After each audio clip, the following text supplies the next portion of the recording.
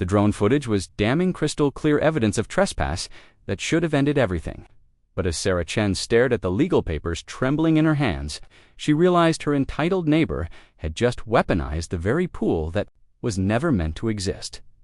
One unauthorized swim, one demolished pool, one lawsuit that would expose a secret worth destroying lives for. Sometimes the price of justice isn't just the first thing Sarah Chen noticed when she pulled into her driveway. That Tuesday evening wasn't the wet footprints leading from her backyard gate. It wasn't the designer pool float bobbing lazily in water that should have been undisturbed.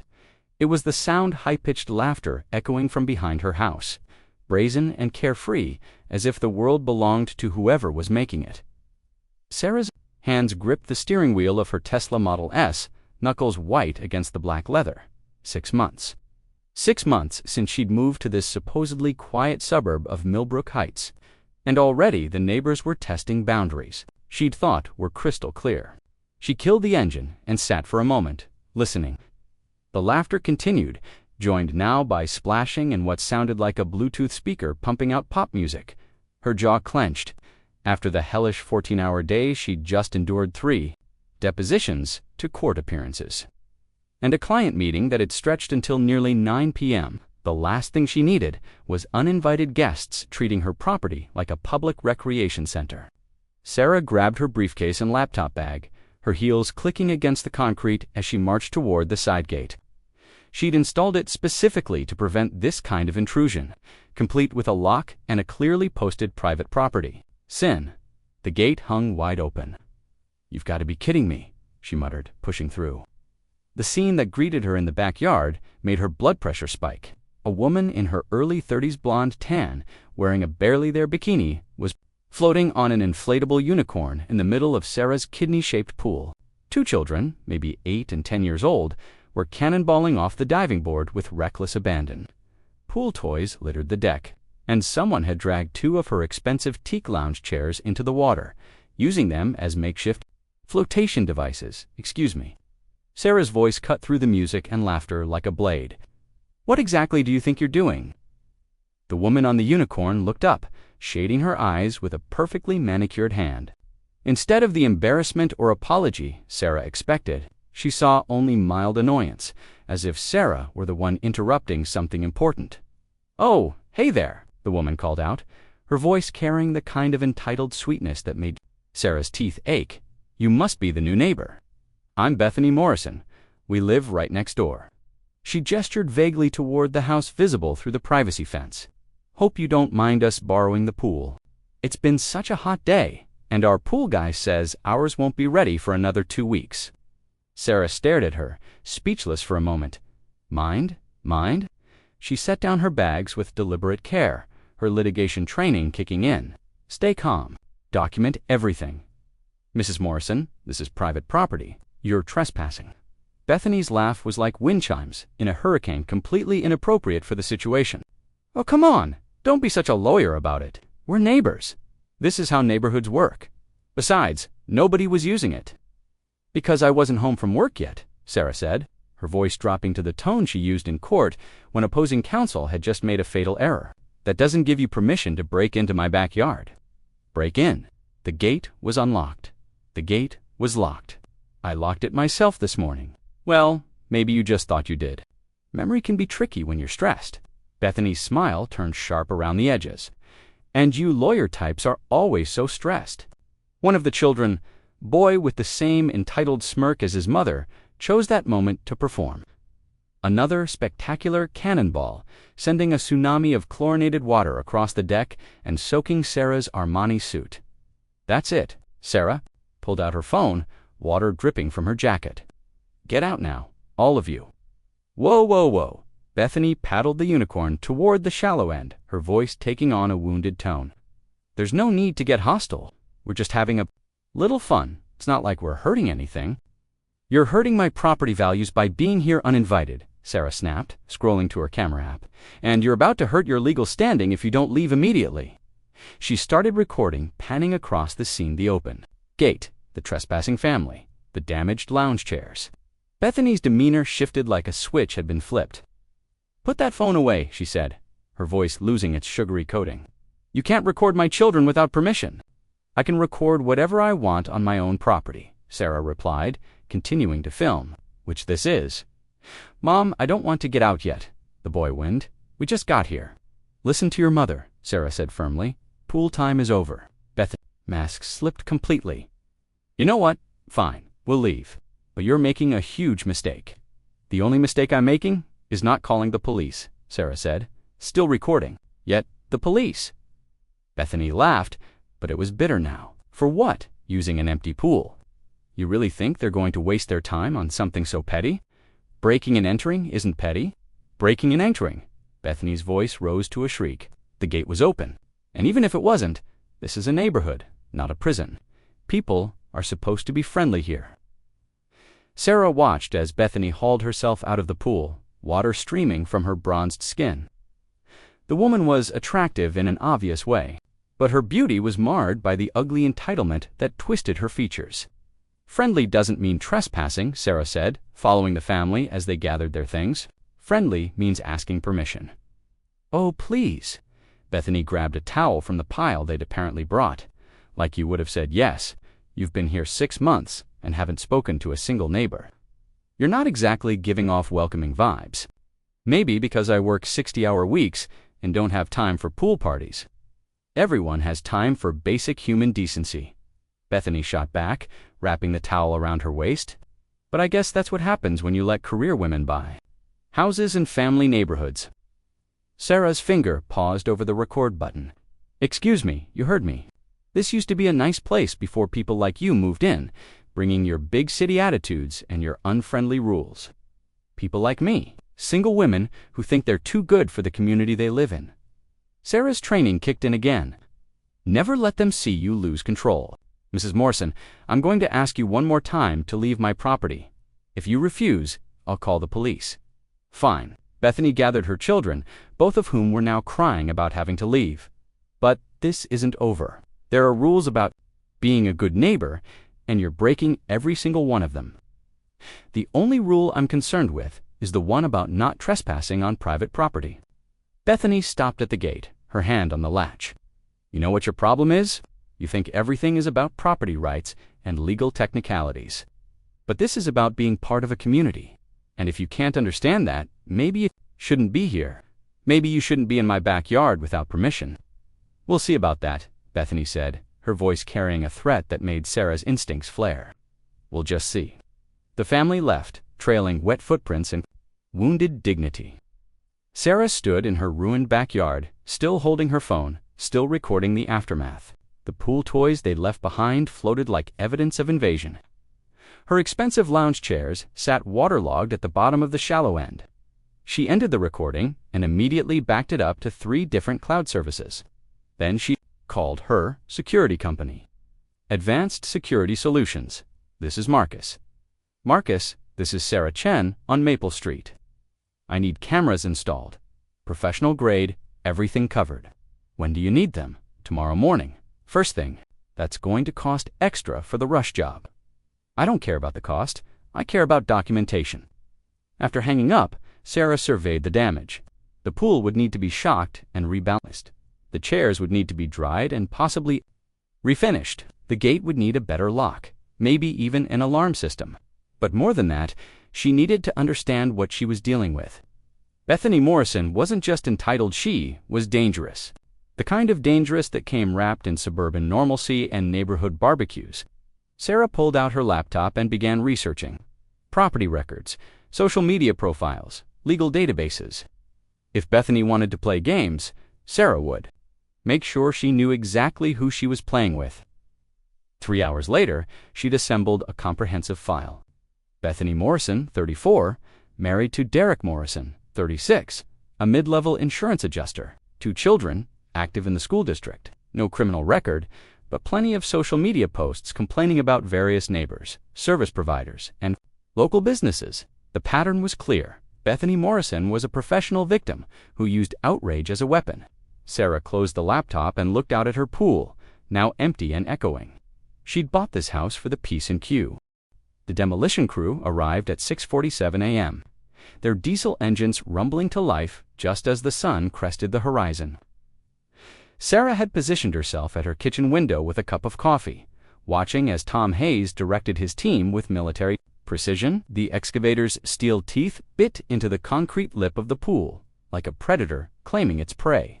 She'd slept poorly, jolting awake every time a car passed or a branch scratched against her window. The security camera she'd installed had recorded nothing unusual, but the threatening text message had left her nerves raw. At 3 a.m., she'd given up on sleep and spent the remaining hours reviewing property law and harassment statutes. Her phone buzzed. Jerry Kowalski. "Sarah, I've got your background check on Bethany Morrison. You're not going to like what I found. Try me." She's done this before. 3 different houses over the past 8 years. Always the same pattern: boundary disputes with neighbors, escalating harassment. Then suddenly, she backs down and disappears from the public record. Sarah set down her coffee. "What do you mean, backs down?" "I mean settlements. Big ones. The kind that come with NDAs and sealed court records. But I've got a contact in the clerk's office who remembers the cases. Bethany Morrison has made a career out of provoking her neighbors into doing things that look bad in court." The excavator's engine roared outside, punctuating Jerry's words with mechanical violence. Sarah watched a chunk of concrete, the size of a small car, tumble into the truck bed. What kind of things? Aggressive responses to her provocations. One guy changed his locks after she kept using his driveway as a turnaround. She sued him for blocking her established access pattern and won $30,000. Another neighbor installed a spite fence after she kept letting her dog defecate in his garden. She claimed it violated city ordinances and created a hostile environment. $50,000. Sarah's stomach turned cold. "And now I'm having my pool demolished." Exactly. She's going to claim you destroyed community property or violated some kind of neighborhood covenant. She's probably already documenting everything. As if summoned by his words, Sarah saw movement in the Morrison backyard. Bethany appeared at her fence line, cell phone in hand, recording the demolition with the focused intensity of a war correspondent. "Jerry, I need everything you can find on her previous cases. Legal documents, settlement terms, anything that isn't sealed." "Already on it. But Sarah, you need to know this woman is dangerous. Not physically, but legally. She's got this down to a science. So do I." After hanging up, Sarah grabbed her own phone and began recording. If Bethany wanted to document the demolition, she'd have her own footage to counter whatever narrative was being constructed. The excavator's operator, a weathered man named Chuck, who'd been working construction since before Sarah was born, maneuvered the machine with surgical precision. The pool's shallow end crumbled like a broken promise, revealing the network of pipes and electrical systems that had made it function. "Shame to see it go," Tom Hayes said, appearing at Sarah's elbow. "Best work we've done in years. Sometimes the best work is the work that protects you from future problems." Speaking of problems, Tom nodded toward the Morrison house. "Your neighbor's been taking pictures for the past hour. She asked me 3 times if we had permits for the demolition." "Do we?" "Course we do. But she seemed real interested in the timeline. Kept asking when exactly you decided to tear it down." Sarah's phone buzzed. Another text from the unknown. Number: destroying neighborhood property because you can't share. This is exactly what we expected from someone like you. You'll be hearing from our lawyer. This time, Sarah didn't just screenshot the message, she called the number hello. Bethany's voice was sickeningly sweet. "Mrs. Morrison, this is Sarah Chen. I believe you've been sending me threatening text messages. I'm sorry. Who is this? Don't play games. I have your number and I have the messages. Harassment is a crime. I think you must have the wrong number. I haven't sent any messages. Then you won't mind if I turn this information over to the police." The line went quiet for a moment. When Bethany spoke again, her voice had lost its artificial sweetness. "You know what your problem is, Sarah? You think everything is about legal technicalities, but this is about community, and communities have ways of dealing with people who don't belong. Is that a threat? It's a fact. Actions have consequences." The line went dead.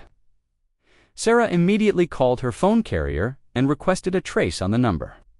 Then she called the non-emergency police line, Millbrook Heights police officer, Martinez speaking. "Officer Martinez, this is Sarah Chen. I need to report harassment and threatening communications." "What kind of harassment, ma'am?" My neighbor has been sending anonymous threatening text messages. She also trespassed on my property yesterday, and I have video evidence. Can you come down to the station to file a report? I'll be there. This afternoon, by noon, the pool was gone. What remained was a gaping wound in Sarah's backyard, a rectangular pit filled with broken concrete and twisted metal. The demolition crew was already mixing concrete for the fill, but the hole would need to settle for weeks before it could be properly graded and landscaped. Sarah stood at the edge of the pit, feeling a strange mixture of satisfaction and loss. The pool had been beautiful, a symbol of her success and her escape from the chaos of her legal practice. Now it was rubble and rebar, sacrificed to prevent a neighbor from stealing what wasn't hers. "Sarah," a voice called from the fence line. Not Bethany this time, but a man in his late 30s with thinning hair and nervous eyes. "I'm Derek Morrison." Bethany's husband, Sarah, walked over to the fence, her expression carefully neutral. "Mr. Morrison, I wanted to apologize for yesterday. Bethany gets ... enthusiastic sometimes. She didn't mean any harm. Breaking into my backyard isn't enthusiasm. Mr. Morrison, it's trespassing." Derek's eyes darted toward his house, then back to Sarah. "Look, I know how this looks. But Bethany's been really stressed lately. The kids have been cooped up, our pool contractor keeps delaying, and she's been dealing with some health issues. Health issues don't justify criminal behavior." Derek's voice cracked. "Come on, it was just a misunderstanding between neighbors. A misunderstanding that ended with me demolishing a $40,000 pool to prevent future break-ins." Derek stared at the pit where the pool had been, his face pale. You destroyed it because of yesterday. I destroyed it because your wife made it clear that she considers my property to be community property. Since I can't secure it from trespassers, I removed the temptation. But that's insane. It was just one time, was it?" Sarah pulled out her phone and showed him the threatening text messages. "Because these suggest it was the beginning of a pattern." Derek read the messages, his face growing paler with each line. "Sarah, I swear, Bethany didn't. She, WOULDN, single quotes, T. The messages came from her phone. Mr. Morrison, there has to be an explanation. Maybe someone else sent them. Maybe it was a mistake. Mr. Morrison, I'm going to be very clear with you. Your wife trespassed on my property yesterday. Today, I received threatening messages from her phone. This afternoon, I'm filing a police report. If there are any more incidents, any more trespassing, any more threats, any more harassment, I will pursue criminal charges and a restraining order." Derek's hands shook as he handed the phone back. "You don't understand. Bethany's not. She's not usually like this. She's been under a lot of pressure. Then I suggest you help her find healthier ways to deal with that pressure." "What am I supposed to tell her?" "She's already upset about the pool being gone. She thinks you did it out of spite." Sarah felt a cold smile tug at the corner of her mouth. "Tell her she's absolutely right. I did do it out of spite. And if she wants to test me again, she'll find out just how spiteful I can be." Derek backed away from the fence as if she'd struck him. You can't just destroy things because you're angry. I can destroy anything I want on my own property. That's what ownership means." "But the neighborhood doesn't own my backyard, Mr. Morrison." "I do, and I've just made it very clear that I'm willing to burn it down before I let anyone else dictate how I use it." Derek stumbled back toward his house, leaving Sarah alone with the demolition crew and the growing pit that had once been her sanctuary. She felt a moment of doubt. Had she overreacted? Had she let her anger drive her to destroy something beautiful? Then she remembered Bethany's entitled smirk, the way she'd treated Sarah's property like her own personal playground. She remembered the threatening messages, the casual dismissal of basic boundaries. No, she'd done exactly what needed to be done. Her phone rang. "Tom Hayes. Sarah, we've got a problem. The city inspector just showed up. Says there's been a complaint about unpermitted demolition. We have permits. You said so yourself." "We do. But someone filed a complaint claiming the pool was a historical feature that required special approval to remove." Sarah's blood turned to ice. Historical feature. It was built 4 months ago. That's what I told the inspector. But he says he has to investigate any formal complaint. Could delay the fill work by weeks. Who filed the complaint? Anonymous tip. but the inspector says it came with detailed photographs and a timeline suggesting the dem. Oz phone buzzed at 5:23 a.m. with a call from Jerry Kowalski.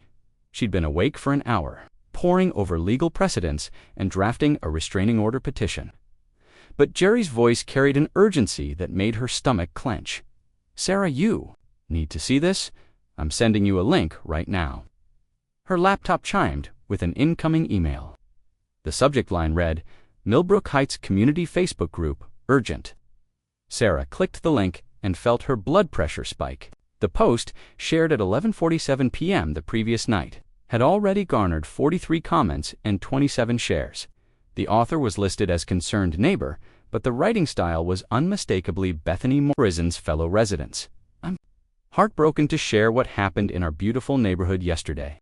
A new resident, apparently triggered by children playing in what she perceived as her pool, took the shocking step of destroying a beautiful backyard feature rather than engage in community dialogue. This kind of hostile, antisocial behavior is exactly what we've been trying to prevent as our neighborhood grows. When children can't safely play in their own community, we all lose. I'm exploring legal options to prevent this kind of destructive retaliation in the future.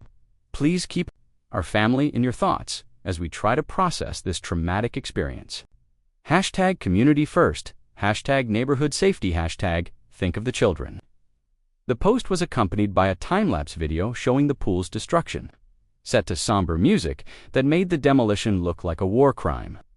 Strategic camera angles obscured the private property signs while emphasizing the violence of the excavator's work. "Jesus," Sarah muttered, scrolling through the comments.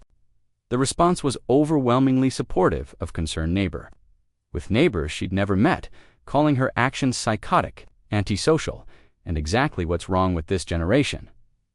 Jerry's voice crackled through the phone. "It gets worse. She's filed a complaint with the Homeowners Association, claiming you violated community covenants about maintaining property values. And there's more. She's been talking to other neighbors, collecting statements about your unfriendly behavior since you moved in." Sarah's doorbell rang. Through the peephole, she saw two women in their 50s, both wearing jogging clothes and grim expressions. "Sarah, are you there? Hold on, Jerry. I have visitors." She opened the door to find Margaret Chuno relation. Despite the shared surname and Susan Rodriguez, both HOA board members she'd met briefly at the mandatory new resident orientation. "Sarah, we need to talk," Margaret said, her voice carrying the authority of someone used to being obeyed. "Come in." Sarah gestured them toward her living room, phone still pressed to her ear. "Jerry, I'll call you back." The women settled themselves on her couch with the careful precision of people delivering bad news. Margaret pulled out a manila folder thick with documents. "Sarah, we've received several complaints about your recent renovation activities." "You mean the pool demolition?" Among other things, Susan's voice was carefully neutral. "There are concerns about your compliance with community standards and your interactions with neighbors." Sarah felt her litigation instincts engage. "What specific complaints?" Margaret opened the folder.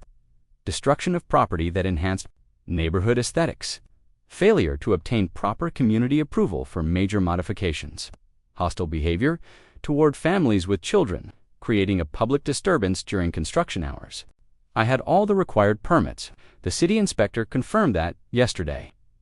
"City permits aren't the same as HOA approval," Susan said. "According to our covenants, any modification that substantially alters the visual character of a property requires board review." Sarah's stomach dropped. She'd reviewed the HOA documents when she'd bought the house, but she'd focused on the major restrictions: no fences over 6 feet, no commercial vehicles, no unusual paint colors. She'd missed the subjective language about visual character. "The pool was built 4 months ago, with full HOA approval," she said carefully. "Yes, but its removal wasn't approved," Margaret replied. "And several neighbors have expressed concern about the message this sends to the community." "What message?" "That some residents consider themselves above the collaborative spirit that makes Millbrook Heights special," Susan said. "That when conflicts arise, destruction is preferable to dialogue." Sarah pulled out her phone and showed them the Facebook post. "Is this the kind of dialogue you're referring to?" Both women examined the post with expressions of studied neutrality. "We can't comment on social media activities," Margaret said finally.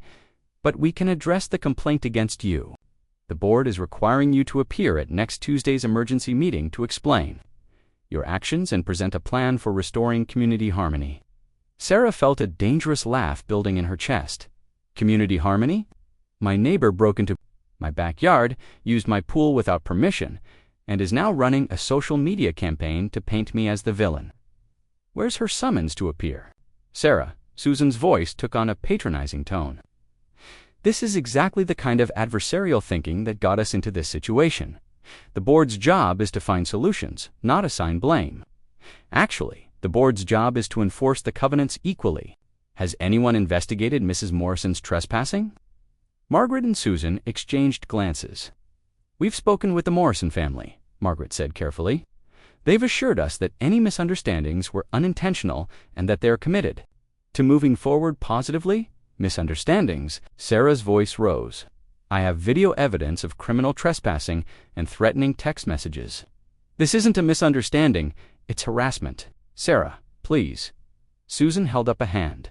"We're here to help you find a way to resolve this that works for everyone. What are you suggesting?" Margaret pulled out another document. "We'd like you to consider making a public apology for the pool destruction and perhaps contributing to a neighborhood improvement fund as a gesture of good faith." Sarah stared at them. "You want me to apologize for protecting my property from thieves?" "We want you to apologize for handling a minor neighborly dispute in a way that damaged community cohesion," Susan said. "The pool destruction was ... extreme, and if I refuse, then the board will be forced to consider sanctions," Margaret said. "Fines, restrictions on future modifications, possibly even a recommendation to the HOA's legal counsel about covenant violations." After the women left, Sarah sat in her living room, processing the conversation. Bethany Morrison had played this perfectly provoke an extreme response, then used the community's shock and disapproval to isolate and punish her victim. The HOA board was already compromised, more concerned with avoiding conflict than enforcing rules. Her phone rang. Jerry again. "Sarah, I've got the deep background you requested. You're going to love this. Try me. Bethany Morrison isn't just a serial neighbor manipulator. She's also broke. Derek lost his job 6 months ago. They're 3 months behind on their mortgage, and they've maxed out their credit cards. The lawsuits against previous neighbors weren't just about ego, they were about survival." Sarah felt pieces clicking into place. So she's not just entitled, she's desperate. Exactly, and desperate people make mistakes. Like this Facebook post. She's created a public record of her campaign against you and the HOA complaints. Those are discoverable in court. "What about the other neighbors?" she sued. "That's where it gets interesting. I tracked down 2 of them. Both live out of state now, but they're willing to talk. Turns out Bethany's settlement agreements had some interesting clauses." "What kind of clauses?" "The kind that become void if she engages in similar behavior again. If we can prove she's running the same scam on you, her previous victims can sue to recover their settlements." Sarah smiled for the first time in 24 hours. "Jerry, you beautiful bastard. How fast can you get me affidavits from these people? Give me 48 hours, and Jerry, start documenting everything about the Morrison family's financial situation. Bank records, credit reports, employment history. If this goes to court, I want to show the jury exactly why Bethany Morrison targeted me." After hanging up, Sarah opened her laptop and began crafting a response to the Facebook post. She'd spent her career learning that the best defense was an overwhelming offense, and Bethany Morrison was about to discover what that meant. But first, she had a restraining order to file. The courthouse was nearly empty at 8 a.m., but Sarah had deliberately chosen the earliest possible filing time. She wanted the restraining order served before Bethany could prepare her next move. Judge Patricia Henley had a reputation for no-nonsense rulings and zero tolerance for games. Sarah had appeared before her several times and knew she appreciated directness and thorough preparation. "Your Honor," Sarah began, "I'm requesting an emergency restraining order against my neighbor, Bethany Morrison, based on criminal trespassing, harassment, and threatening communications." She presented her evidence methodically. The video of the pool trespassing, the threatening text messages, the Facebook post designed to incite community hostility, and Jerry's background report showing a pattern of similar behavior. Judge Henley reviewed the materials with the careful attention of someone who'd seen every variation of human stupidity. "Miss Chen, this is certainly troubling behavior. But the pool destruction."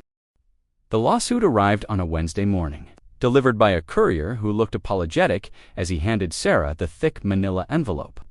She'd been expecting it for 2 weeks, ever since Bethany had posted bail and hired Marcus Webb, one of the city's most aggressive personal injury attorneys. Sarah spread the documents across her dining room table, her coffee growing cold as she read. The complaint was a masterpiece of legal theater. Morrison v. Chen, intentional infliction of emotional distress, destruction of community property, violation of covenant of quiet enjoyment, and conspiracy to commit harassment. The damages sought were staggering: $2.3 million for emotional distress, loss of property value, and punitive damages. Attached were 57 pages of exhibits. Depression directly caused by Sarah's campaign of terror. Her phone rang. Jerry Kowalski. "Sarah, please tell me you're sitting down. I'm reading the lawsuit. It's impressive fiction. Forget the lawsuit. I've got something bigger. Remember those previous neighbors Bethany sued? I've been digging deeper into those cases, and I found something interesting in the public records." Sarah grabbed a legal pad. "Go ahead." The settlements weren't just cash payments. In each case, Bethany also received property concessions. The first neighbor gave her permanent easement rights to part of his driveway. The second one transferred actual ownership of a strip of land along their shared fence line. She's been stealing property through litigation. Not stealing, legally acquiring. And here's the cry: found the original survey maps for your neighborhood. The pool you destroyed? It was built partially on land that technically belongs to the Morrison property. Sarah's pen stopped moving. "What? The property line runs right through where the deep end was. You didn't just destroy your own pool, Sarah. You destroyed a pool that was partially built on Bethany Morrison's land." The room seemed to tilt around her. "How is that possible? I had surveys done before construction. You used, and it's wrong. The markers were moved sometime between 2019 and when you bought the house, probably during the previous owner's landscaping project." Sarah felt her stomach drop. "So legally, Bethany Morrison has a valid claim that you destroyed her property, which explains why she was so confident about trespassing. She knew she had a right to be there. But why didn't she just tell me that from the beginning?" "Because her business model depends on conflict, not cooperation. If she'd simply informed you about the property line dispute, you would have fixed it amicably. But by letting you destroy the pool first, she created a much more valuable lawsuit." Sarah stared at the legal documents spread across her table. Every move she'd made, the security cameras, the restraining order, the Facebook posts, had been based on the assumption that she was the victim of criminal trespassing. If Bethany had legal right to use part of the pool area, then Sarah's entire counterattack had been built on false premises. "Jerry, how solid is this property line evidence?" "Solid enough to hold up in court. I've got the original county survey from 1987. Aerial photos showing the marker movement, and soil analysis that confirms recent disturbance of the boundary stones." "What about Bethany's pattern of predatory behavior with other neighbors?" "Still valid, but now it looks like strategic litigation rather than fraudulent claims. She's very good at identifying property disputes that homeowners don't know they have." Sarah hung up and immediately called her own attorney, David Kim, a property law specialist she'd worked with on several cases. "A property line dispute. Emergency basis. What kind of timeline? I'm being sued for $2.3 million, and the case hinges on whether I destroyed my own property or someone else's. Send me everything. I'll have an answer by tomorrow morning." That afternoon, Sarah stood in her backyard staring at the filled-in area where her pool had been. The concrete had settled and been covered with temporary sod, but she could still see the outline of the excavation. Somewhere under that grass was the answer to whether she'd been defending her property or destroying someone else's. Her phone buzzed. A text from an unknown number. Gone too far. Derek Morrison. Sarah considered ignoring it, but something in the tone made her reconsider. She called the number. "Derek." "Sarah, thank God. Listen, I know Bethany's under a restraining order, but I'm not. Can we meet somewhere neutral? There are things you need to know." "What kind of things?" "Things about why Bethany does what she does. Things that might change how you see this whole situation." They met at Cafe Luna, a coffee shop downtown that was far enough from Millbrook Heights to avoid neighborhood gossip. He'd aged 10 years in the past month. His hair was disheveled, his clothes wrinkled, and his hands shook as he stirred sugar into his coffee. "Sarah, I need you to understand something about my wife. She's not the person you think she is." "What do you mean?" Derek pulled out his phone and showed her a photo of a much younger Bethany standing next to a modest ranch house. "This is where Bethany grew up. Her parents lost their house when she was 16 because of a property line dispute with their neighbor." Sarah studied the photo. The girl in the picture looked vulnerable, uncertain, nothing like the confident woman who'd invaded her pool. The neighbor claimed that Bethany's family had built their addition on his land. Derek continued. "It went to court, and they lost everything. The house, their savings, her college fund. Bethany's father had a heart attack during the foreclosure process. I'm sorry for her family's loss, but that doesn't justify... Let me finish." Derek's voice was urgent. After her parents lost the house, Bethany became obsessed with property law. She put herself through college and law school specifically to understand how property disputes work. She's not just some entitled neighbor, she's a licensed attorney who specializes in boundary law. Sarah felt the ground shift beneath her again. She's a lawyer, in active practice since the kids were born, but yes, every move she's made against you has been calculated by someone who understands exactly how these cases work, including the pool trespassing. Derek's face crumpled. "Been waiting for you to build something on the disputed area so she could file a claim. Then why didn't she just tell me?" "Because she's not trying to resolve property disputes. She's trying to win them, decisively, in a way that ensures she never has to worry about losing her home again." Derek pulled out another Documenta financial statement that made Sarah's pulse quicken. "We're facing foreclosure." The lawsuits against previous neighbors weren't about getting rich. They were about staying housed. Sarah studied the numbers. The Morrison family was drowning in debt, but their monthly legal settlement payments were keeping them afloat. "Derek, are you telling me that your wife has turned neighbor harassment into a business?" "I'm telling you that my wife has found a way to make sure our children never go through what she went through. And you, you're the biggest case she's ever attempted. Because of the pool value, because of who you are, a successful attorney with substantial assets and a reputation to protect. If she wins this case, the settlement will be enough to pay off the house and set up college funds for both kids." Sarah felt a strange mixture of admiration and revulsion. Bethany Morrison wasn't just a predator, she was a strategic genius who'd turned childhood trauma into a systematic approach to financial survival.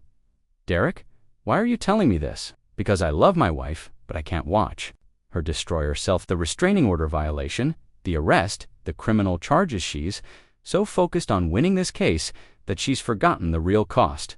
"What cost?" "Our marriage, our kids' respect, our place in the community." Derek wiped his eyes.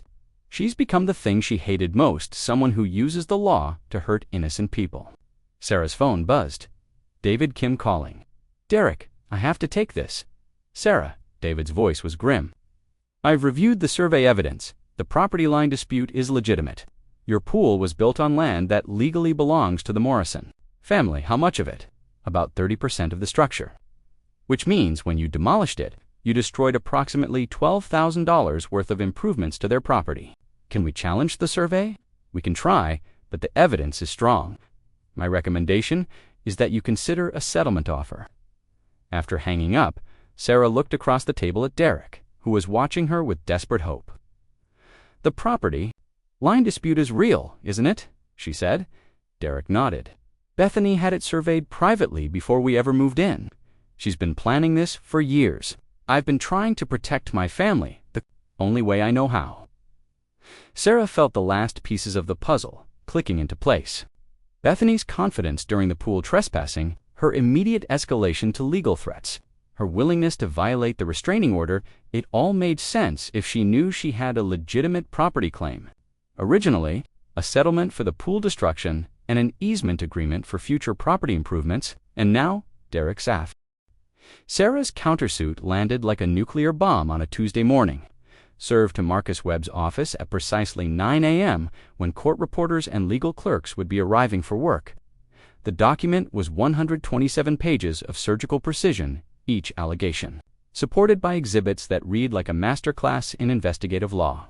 The centerpiece wasn't the property line dispute or the pool destruction. Sarah had spent 3 weeks following Derek's confession, building an ironclad case that Bethany Morrison had systematically defrauded her previous neighbors through a calculated pattern of manufactured property disputes, altered survey markers, manipulated property records, and settlement agreements that transferred far more land than the actual disputes warranted. But the real killing blow was buried in Exhibit K financial records, showing that Bethany had purchased each of her previous houses specifically because of existing survey discrepancies she could later exploit. She wasn't a victim of unfortunate property disputes. She was a predator who hunted for legal vulnerabilities and then moved in for the kill. Head holes, Sarah. We need to talk. I'm listening. Your countersuit is ... aggressive. It's accurate.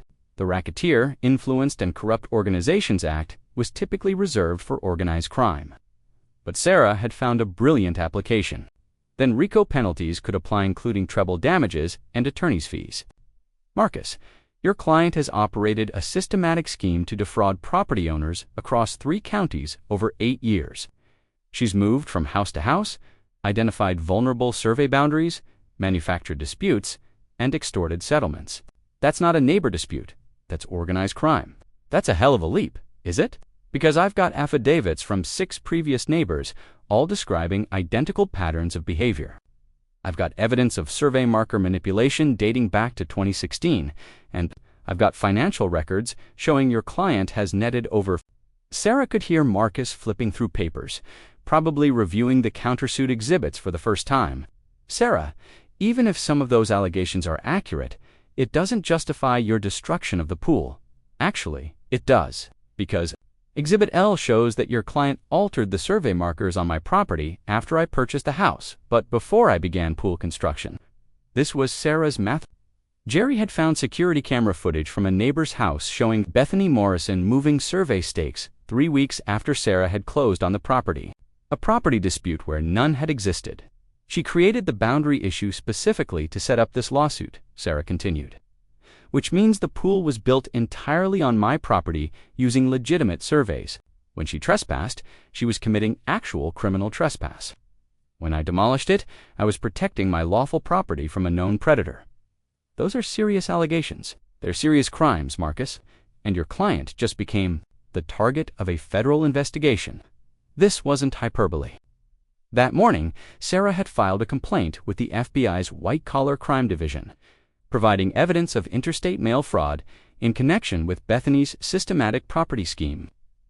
Federal prosecutors loved cases that combined clear evidence with sympathetic victims, and 6 defrauded homeowners made for compelling plaintiffs. What do you want, Sarah? I want your client to face consequences for 8 years of criminal behavior. But I'm willing to discuss alternatives. What kind of alternatives? Public apology, acknowledging that all allegations against me were false. Restitution to all previous victims, and your client relocates outside of the county within 90 days. That's insane. You're asking her to admit to criminal behavior and abandon her home. I'm offering her the chance to avoid federal prosecution and civil liability that could exceed $2 million. Sarah heard Marcus conferring with someone in the background, probably Bethany, who had undoubtedly been waiting by the phone. For this call, she'll never agree to those terms. Then she'll go to prison. Federal mail fraud carries a 20-year maximum sentence. Marcus RICO conspiracy adds another 20. You're bluffing. Call the FBI field office. Ask for Agent Patricia. She's very interested in speaking with your client about her business model. The line went dead. By afternoon, the story had leaked to the local media. Dollar property fraud, complete with aerial footage of Sarah's filled-in pool and interviews with previous Morrison victims. The reporter, Lisa Chen, no relation, had done her homework. The broadcast included documentation of Bethany's pattern, interviews with defrauded neighbors, and legal experts explaining how property fraud schemes operated, allegations of interstate fraud in connection with residential property disputes. Sarah watched the broadcast from her living room, noting how different the Morrison house looked with police cars parked outside and federal agents carrying boxes of evidence to unmarked vans. Bethany's social media campaign had backfired, spectacularly instead. of portraying Sarah as an unstable neighbor, it had created a public record of threats and harassment that supported the federal case. Her doorbell rang. Through the peephole, she saw Derek Morrison, but he looked different. Defeated, broken Derek. "Sarah, please, can we talk?" She let him in, noting how he moved like a man carrying invisible weight. "Bethany's been arrested," he said without preamble. "Federal charges, conspiracy, mail fraud, RICO violations. They're saying she could get 40 years.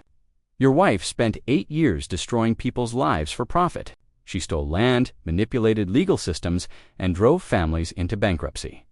What did you think the consequences would be? I thought, ... I thought you'd want money, a settlement, something normal.